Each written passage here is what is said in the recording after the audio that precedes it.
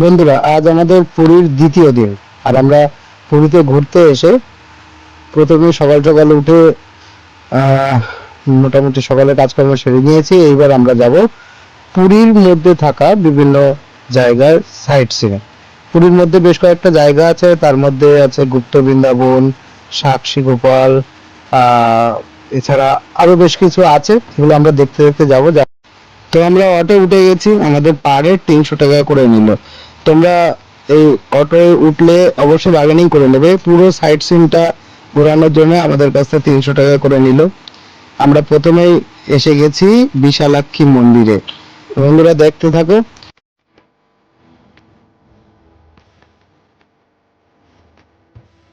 তারিণী মন্দিরে আমরা চলে এসেছি, তোমাদের ভিতরের লোকটা দেখাবো, তোমরা দেখতে থাকো।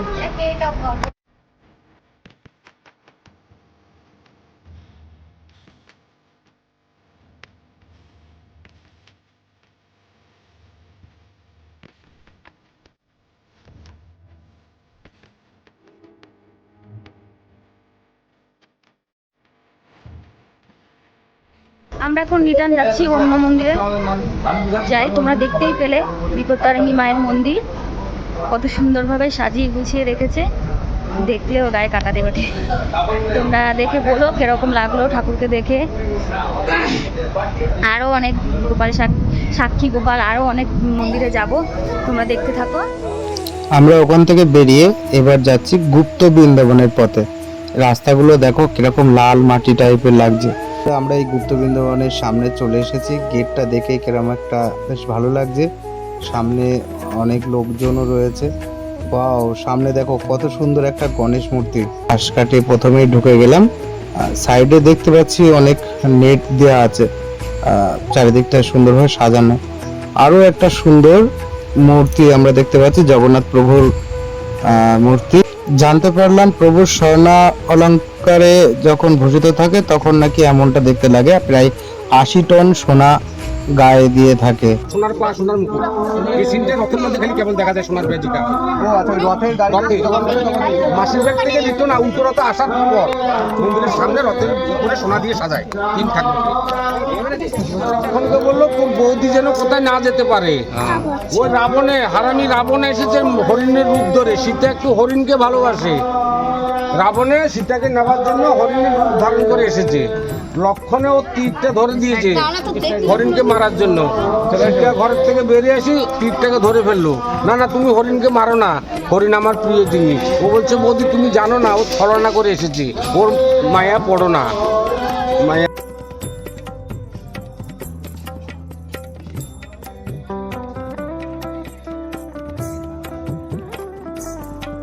সনাতন ধর্ম, গৌ মাতা, বিষ্ণু ভগবান, ওর প্রত্যেক লোমে লোমে ঠাকুর আছে। এদিকে কৃষ্ণ, এদিকে যশোদা, আর এদিকে চৈতন্য মহাপ্রভু শ্রীকৃষ্ণের বন্ধু মিলন। কি বললাম বুঝলে? এই জায়গা সন্ন্যাসী মা মাতা মুখ ছিল। এই মাতা মা যখন শরীর নরম হয়ে গেছে, মা চিন্তাধারা করলো আমি আজকে নইলে কালকে মরতে হবে, আমার উত্তরাধিকারী তো কেউ নেই, এই সম্পত্তি কাকে দিয়ে যাব? জগন্নাথ মন্দিরের পাশে একটা মহারাজের ফটো আছে, ওইদিকে দেখাবো। ওই মন্দিরে, জগন্নাথ মন্দিরের পাশে মঠে, ওই মঠে মহারাজ মাতাজির চিনা পরিচয় ছিল।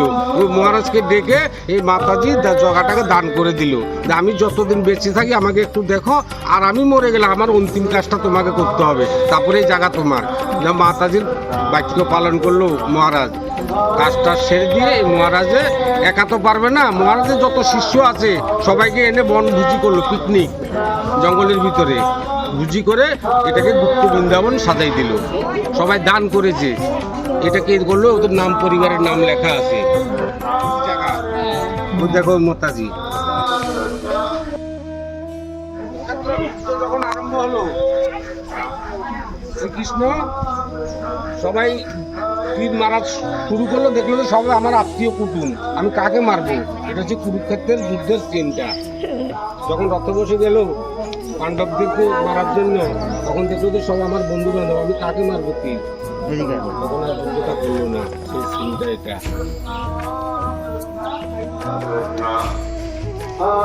বালি আর সুগ্রীব দুটো হনুমান, নাম চেঞ্জ হয়েছে দুটো, বালি আর সুগ্রীব, দুই ভাই ভিতরে যুদ্ধ চলছে। ধরতে ধরতে বাধ্য হলো। এখন এর লীলা দেখে দেখে এখন আমরাও বোর পার ধরতে হচ্ছে। করে গেছে লীলা, ও লীলা করে গেছে, আমরা করলি কিলা। রাধা অভিমান করেছিল কৃষ্ণের উপরে, কৃষ্ণ লাস্টে চরণ ধরতে বাধ্য হলো সেই সিনটা দেখে। এর আশ্রম ছিল জগন্নাথ মন্দিরের কাছে, এখন এটা হবার কারণে ও এখানে থাকে, বেঁচে আছেন উনি? হ্যাঁ, শুভজিৎ চিন্তা।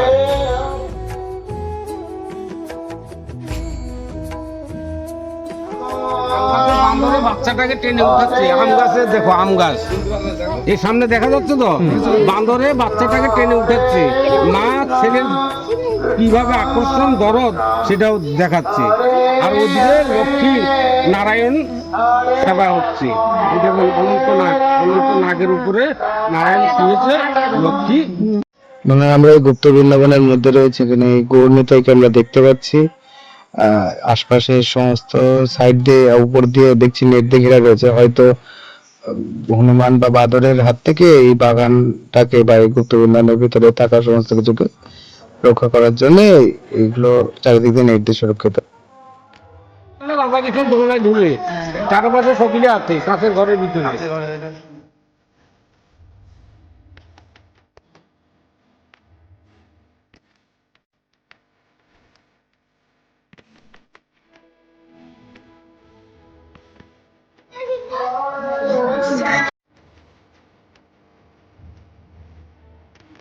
এই জগতে সবাই বন্ধু বান্ধব নিয়ে বনভোজি করে, করে না? নাই, কৃষ্ণ কেন বাদ যাবে?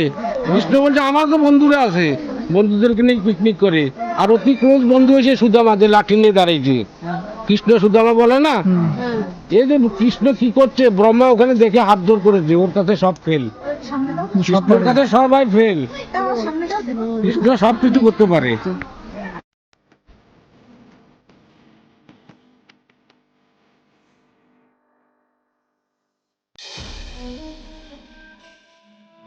তো বন্ধুরা, গুপ্ত বৃন্দাবনের মধ্যে একটা বেশ সুন্দর শনি মন্দির ছিল। তো শনিশ্বরের মন্দিরে আমরা সবাই মিলে আসলাম এবং নমস্কার করলাম। আমি আর আমার ছেলে ভাবলাম একটা প্রদীপ জ্বালাই শনিদেবের আরাধনায়। আমরা শনিদেবকে উৎসর্গ করলাম একটি প্রদীপ। তিনি আমাদের উপরে যেন সবসময় সুদৃষ্টি বজায় রাখেন এবং আশীর্বাদ নিলাম। আমাদের সাথে আরো বেশ কয়েকজন ছিল, তারাও হচ্ছে এই প্রদীপ জ্বালালো। এবার আমরা আশপাশের আরো বেশ কিছু অংশগুলো দেখে নিলাম গুপ্ত বৃন্দাবনের।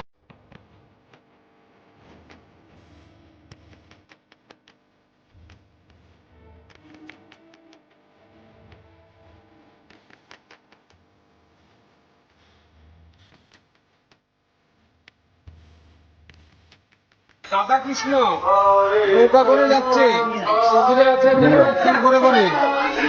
এখানে আমরা একটা কথা বলি, সব সখীরে পার করিতে নেব আনায় আনা, তোমার বেলা নেব সখী তোমার কানের শোনা। সখী গো প্রেমের ঘাটের মাঝি, মাছ ধরিয়া নাও ডুবাবো না। নাও মানে নৌকা। তার অভ্যাসে অপোজিটে কৃষ্ণকে দেখা যাচ্ছে না, কৃষ্ণ একটা শোলের বট পাতায় ভাসে দিয়েছে, ও আঙ্গুল চুটছে, পায়ের আঙ্গুল চুটছে, ওর পাশে আছে। এটা কি জানো, বর্ষাকালে এটা ডুবে যায় তো, তখন ও খেলছে, কৃষ্ণটা নৌকার ওর পাশে আছে। সমুদ্র মন্থনকে ওই লক্ষ্মী দেখো নিচে আছে কচ্ছপ, উপরে পাহাড় পাথর, তাকে সাপে আটকে দিয়েছে, সবাই রকম মতো টানছে, এদিকে টানছে ওরাও দিকে টানছে। চৈতন্য মহাপ্রভু সাধু সন্তদেরকে ভাগবতের বাণী শোনাচ্ছে। এটা হচ্ছে কালিয়া দলন, সাপ মাছের রূপ ধরেছে, দেখো মাছের মাথার মতন সাপ মাথা, ওই সবাইকে আর্ধেক আর্ধেক গিলে ফেলেছে, সবাই কৃষ্ণকে ডাকছে, কৃষ্ণ এখন ওদেরকে সবাইকে বাঁচাবে। আমাদের তিনটা যুগ, সত্য দ্বাপর কলি। আগের রূপ ছিল রাম, রামের হাতে তীর, তারপরে হলো কৃষ্ণ হাতে বাঁশি, এখন হলো চৈতন্য মহাপ্রভু লোটা লাঠি। বলছে আরেকবার আসিয়া যাও মোরে দেখিয়া, নয়ন ভরে একবার দেখতে চাই।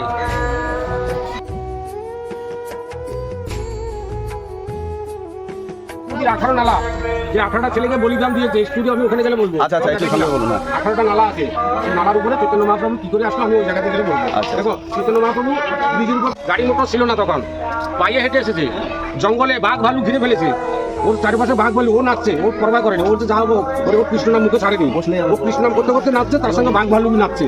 এইভাবে করতে করতে 18 নালা ব্রিজের উপরে পা রেখে দিয়ে 18 নালার নাম দিয়ে এসে গেছে জগন্নাথ মন্দিরের মেন গেট, সিংহদুয়ার। সিংহদুয়ারের সামনে একটা পিলার আছে না, ওটা আগে প্লেন ছিল না, প্লেন ছিল, অ্যাঙ্গেলের খাঁচা ছিল না, এখন তো অ্যাঙ্গেল দিয়ে খাঁচা বানিয়ে দিয়েছে, লোকে ধরতে পারে, আগে লোকে জড়িয়ে ধরতো। এই বাবু সিংহদুয়ারের সামনে আসে অবসেট হয়ে গেল। মন্দিরের সামনে পান্ডারা আছে, ভক্তরা আছে, ওরা তো গুপ্ত বৃন্দাবন দেখার পরে আমরা চলে আসলাম ওমকারেশ্বর মন্দিরে। তো মন্দিরের একেবারে দাঁড়েই দেখতে পাচ্ছ স্বয়ং নন্দী মহারাজ, জীবন্ত নন্দী মহারাজ পাহারা দিচ্ছিলেন। ষাঁড়, একটা জীবন্ত ষাঁড় একেবারে মূর্তির মতন দাঁড়িয়েছিল। তো ওমকারেশ্বর মন্দিরের ভিতরটা দেখো কত সুন্দর, চারিদিকটা বেশ পরিষ্কার পরিচ্ছন্ন এবং শান্ত পরিবেশ। আমার নাম হারাধন দেবনাথ, আমি পুরী জগন্নাথ ধামে অটো চালাই। আচ্ছা, কতদিন ধরে এই কাজ? আমার এই অটো চালানো মনে 12-13 বছর হয়ে গেছে। আচ্ছা, আপনি হারাধন হালদার? হারাধন দেবনাথ। আচ্ছা, আপনার ফোন নাম্বারটা বা আপনার কার সঙ্গে যদি কেউ কন্ট্যাক্ট করতে চায়, তাহলে আমার ফোন নাম্বার আছে, নাম্বারটা একটু বলুন আস্তে আস্তে বলুন। 9861399407। তো বন্ধুরা, ইনি হলেন আমাদের অটোওয়ালা। পুরীতে এই সাইট সিন ঘোরার জন্য ইনার অটোয় আমরা ভাড়া করেছিলাম, পার হেড 300 টাকা করে নিয়েছিল।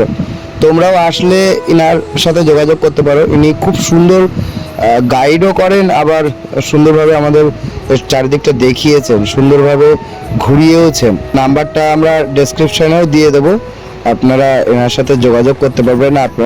পুরীতে আসলে আপনাদের ভালোই লাগবে বেশ। তো চলুন আমরা ওমকারেশ্বর মন্দিরের বিভিন্ন সাইডে দেখি। এই দেখো একটি রথের চাকা এখানে দেওয়া আছে।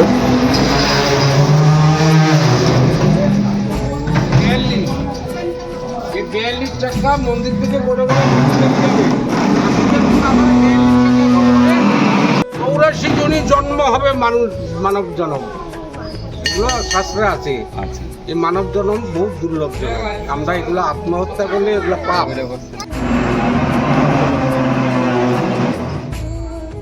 ওমকারেশ্বর মন্দিরের সবচেয়ে বেশি যেটা আকর্ষণীয় সেটা হচ্ছে এই 108টা শিবলিঙ্গ, বিভিন্ন জায়গার বিভিন্ন ধরনের বিভিন্ন তীর্থস্থানের এই শিবলিঙ্গগুলো, তার অনুরূপ শিবলিঙ্গ এখানে দেওয়া আছে। তোমরা দেখতেই পাচ্ছ একের পর এক বিভিন্ন জায়গা শিবলিঙ্গ দেওয়া আছে। নিচে সব কোন কোন জায়গার এটা শিবলিঙ্গ তার নেম প্লেট হিসেবে দেওয়া আছে। সবগুলো তো আমার এখন দেখা সম্ভব না, মানে বলতেও পারছি না। তোমরা দেখে নাও, তোমরা আসলে অবশ্যই দেখে নিও। প্রত্যেকটা শিবলিঙ্গের নিচে বা সাইডে একটা একটা করে নেম প্লেট দেওয়া আছে, কোন জায়গার এবং সেই শিবলিঙ্গ কি নামে পরিচিত। যেমন ধরো তারকেশ্বরের তারক বাবা নামে, কোনো জায়গায় হয়তো লিঙ্গরাজ নামে, কোনো জায়গায় হয়তো ভোলে বাবা, বিভিন্ন রকম নাম আছে। ওইদিকে একটা শ্বেত শিবলিঙ্গ দেখতে পাচ্ছি, এবং প্রত্যেকটা শিবলিঙ্গই এক অপূর্ব মাহাত্ম্য নিচ্ছে। আচ্ছা, শিবলিঙ্গ এই পাশের ঘরেই আরেকটি আছে গোশালা। এখানে বিভিন্ন রকমের গরু, বিশেষ করে আমাদের এখানকার দেশি গরু যেগুলো রাখা রয়েছে, যেটা আগেকার দিনেও এরকম বিভিন্ন বাড়িতে বড় লোকের বা জমিদারের বা রাজাদের বাড়িতে এরকম গোশালা হতো। তো এই এক অপরূপ মাহাত্ম্য, অপরূপ সুন্দর একটা জায়গা। আমরা কয়েকটা বিচুলি নিয়ে এসে গরুগুলোর মুখে ধরতে কি সুন্দর খাচ্ছে, এবং এটা দেখতেও ভালো লাগছে, খাওয়াতেও ভালো লাগছে। কিছু কিছু গরু খাচ্ছে না, তাদের হয়তো খিদে মিটে গেছে। তো তোমাদের নিশ্চয়ই অনেকের বাড়িতে এরকম গরু আছে, তাদেরকে নিশ্চয়ই তোমরা অনেক যত্ন করো। আমরা এবার ওমকারেশ্বর মন্দির থেকে এবার বেরিয়ে যাচ্ছি। বেরিয়ে আমরা এবার পাড়ি দিচ্ছি সাক্ষী গোপালের দিকে। বন্ধুরা, এটা হচ্ছে সাক্ষী গোপাল মন্দির। ভিতরে হয়তো ক্যামেরা অ্যালাউ নেই, আমরা ক্যামেরাটা করতে পারবো না। তোমরা আসলে অবশ্যই এখানে ঘুরে যেও। বন্ধুরা, এটা সেই 18 নালা ব্রিজ। এখানে যে 18টা নালা আছে তোমরা দেখতে পারো। আমরা গুনেছিলাম, প্রায় 19টা মতন দেখেছিলাম, কিন্তু জানি না। যাই হোক, লক্ষ্মীজলা নদীর উপরে সেই 18 নালা মন্দির। গুপ্ত বৃন্দাবনে এই সম্পর্কে আলোচনা করা হয়েছিল। আর এটা একটা রাস্তায় আমরা আস্তে আস্তে একটা মঠ বা এরকম টাইপের মন্দির বা আশ্রম টাইপের, নামটা ভুলে গেছি। জটিয়া বাবা আশ্রমের ঠিক উল্টো দিকে অবস্থিত। এই আশ্রমটার নামটা ঠিক ভুলে গেছি। উড়িষ্যা তুফান হতো, আম গাছটা মূলের থেকে উপরে ঘরটাকে ভেঙে দিয়েছে। অবশ্য গাড়িটা ভাঙেনি, এটা হলো ভগবানের মহিমা, বাঁচিয়েছে।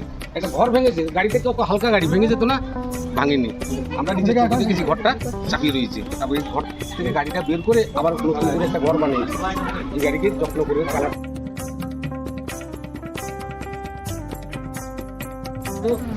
ফলে তাহলে ধান হবে। এখানে ধান রুইতে হতো না, অটোমেটিক ধান হতো। ওই ধানটা বেশি হতো না, জগন্নাথের একটা রাজভোগ হয়, ওই রাজভোগের জন্য নামমাত্র ধান হয়। এই ধানটা কাটা হয়ে ঘোড়ার গাড়ি করে জগন্নাথ দেবের মন্দিরে যেত। ওই ধান ওখানে সিদ্ধ হবে, ঢিকিতে কুটে রাজভোগ হতো।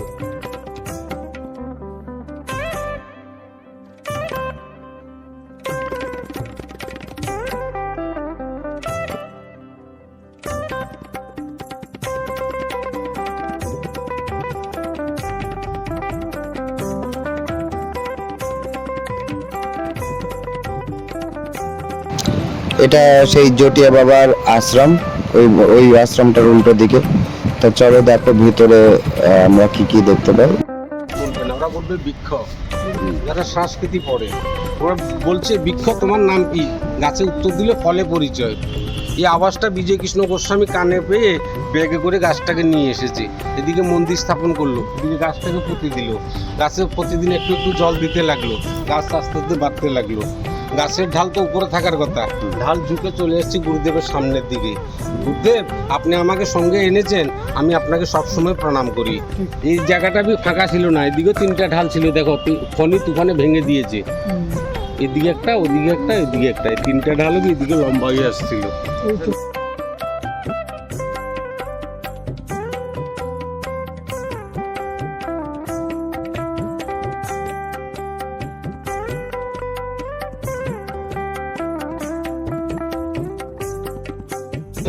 আর ও পাশে তো আছে পিসির বাড়ি, চন্দন সরোবর পিসির বাড়ি। তো আমরা এই আশ্রম থেকে বেরিয়ে আসলাম জগন্নাথ প্রভুর পিসির বাড়ি। এখানে একটা সরোবর আছে, প্রচুর মাছ এই সরোবরে খেলা করছে। তোমরা দেখো এই সরোবরে কত সুন্দর লাগছে, আর পিসির বাড়িটা কত সুন্দর লাগছে। হ্যাঁ, ও পিসি যখন মারা গেল, মারা যাবার আগে জগন্নাথকে শর্ট করে গেছিল, এ বাবা মাছ থেকে দরদি পিসি, মাসিটা দরদ, বুঝলেন তো? ওই পিসি বলে আমার একটা কথা রাখবি, তুই বছরে একবার আমার পুকুরে আসি নৌকা বিহার করবি। ও বলেছে, ও আবার হাত জোর ক্ষমা করলো, মা পিসি আমি পারবো না, আমি বছরে একবার ভাই বোনকে নিয়ে মাসির বাড়িতে যাবো, তোমার বাড়িতে যেতে পারবো না। তো মন্দিরের ভিতরে খালি জগন্নাথ আর সুভদ্রা বলরাম আছে, আর কোনো ঠাকুর নেই। আরও ঠাকুর আছে, ওদেরকে অর্ডার করলো জগন্নাথ যে তোরা বছরে একবার পিসির বাড়িতে যাবি, পালকি করে পান্ডারা কীর্তন করে করে আনবে ছোটো ছোটো ঠাকুরগুলা কীর্তনের, বুঝলেন? এই পিসির বাড়িতে কখন আনবে? অক্ষয় তৃতীয়া হয়, অক্ষয় তৃতীয়া দিন রথের কাছে কুড়াল লাগায়, এদিকে পিসির বাড়িতে উৎসব আরম্ভ হয়। 21 দিন, একদিন নয়, 2 দিন নয়, 21 দিন নৌকা দিয়ে ঠাকুরকে।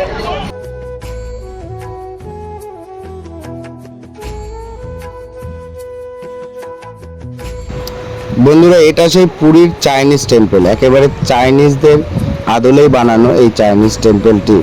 এবার আমরা চলে আসলাম জগন্নাথ প্রভুর মাসির বাড়ি। প্রতি বছর এখানে একজনকে জগন্নাথ প্রভুর মাসি বানানো হয়।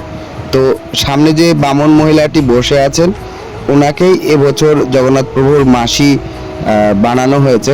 গত বছরও করা হয়েছিল, বিগত কয়েক বছর ধরে করানো হয়েছে। বন্ধুরা, তোমাদেরকে এই মাসি বাড়ির ভিতরটা একটু দেখানোর চেষ্টা করছি। দেখো, ভিতরে ক্যামেরা অ্যালাউ নেই, আমি একটু চুরি করে দেখালাম। ভিতরে যাওয়াও যায় না। রথযাত্রার সময় এসে যখন সামনে এসে রথ দাঁড়ায়, জগন্নাথ প্রভু ওই কটা দিন এই মাসির বাড়ির মধ্যেই অবস্থান করে। তো বন্ধুরা, পুরীর ভিতরে থাকা সমস্ত সাইট সিন তোমাদেরকে দেখালাম। তোমরা বলো কেমন লাগলো, আর ভিডিওটি ভালো লাগলে লাইক, কমেন্ট, শেয়ার এবং সাবস্ক্রাইব করে দিও। পাশে থেকো।